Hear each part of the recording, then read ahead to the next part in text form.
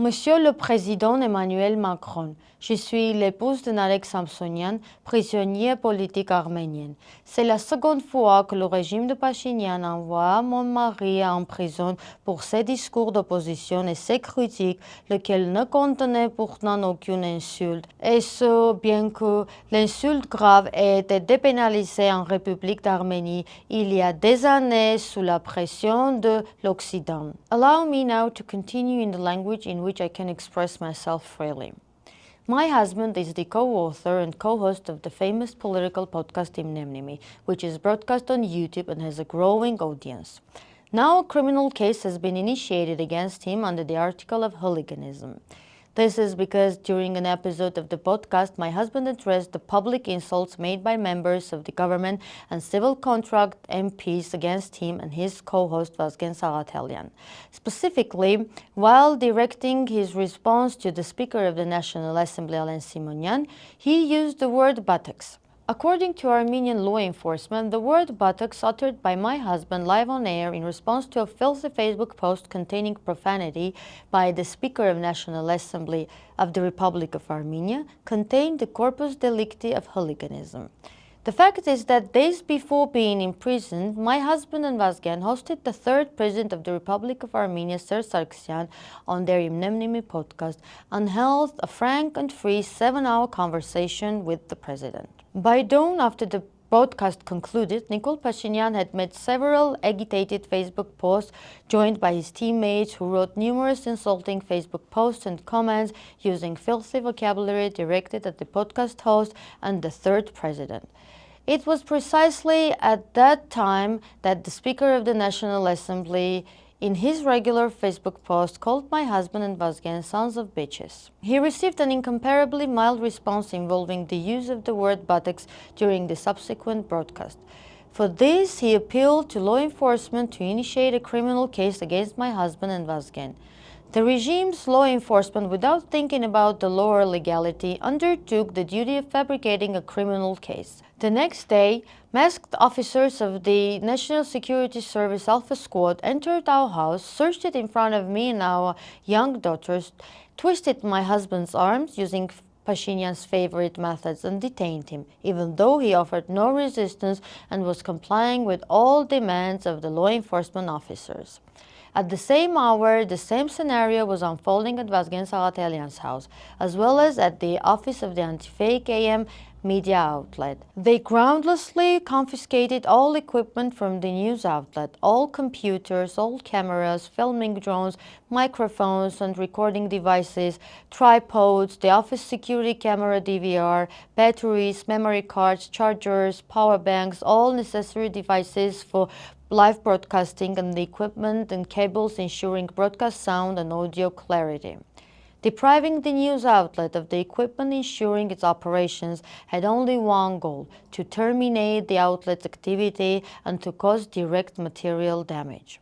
All that equipment has been acquired thanks to sympathizers, and fortunately, supporters appeared again who, with their own personal funds, provided the news outlet with the necessary equipment in a single day so that the outlet could continue its activity and the opposition voice could sound again. It's clearer than clear that this is a means to silence opposition speech in the Republic of Armenia and to intimidate other opposition members with this example. My husband and Vazgen have been illegally imprisoned since November 13 and are currently in the Armavir penitentiary.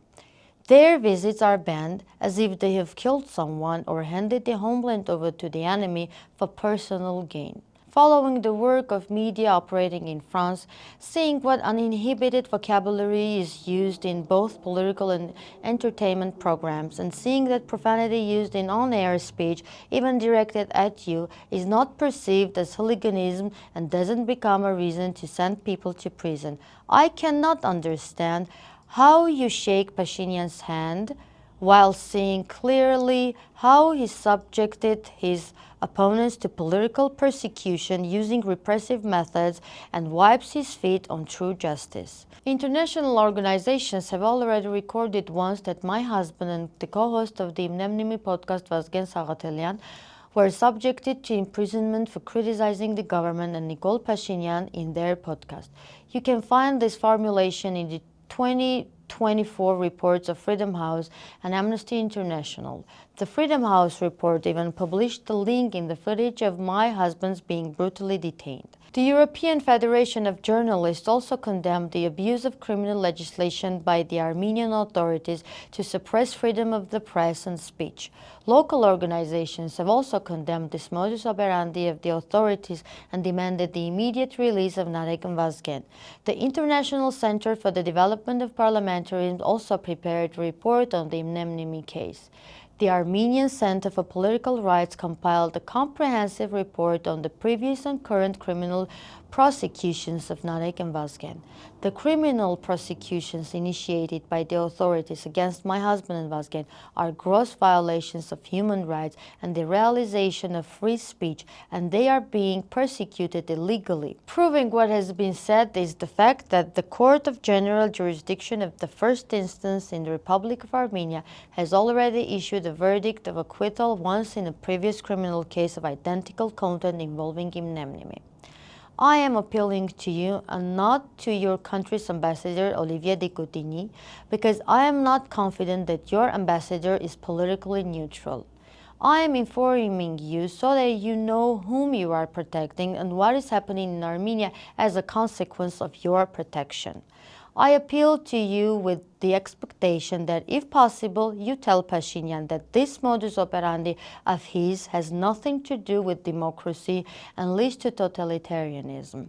Do you think that for the sake of winning the struggle for hegemony between superpowers, it's worth closing your eyes to Pashinyan's totalitarian tendencies and not seeing that he is not a bearer of democratic values, but a classic dictator whom one is only allowed to praise, while those who dare to criticize must be sent to prisons?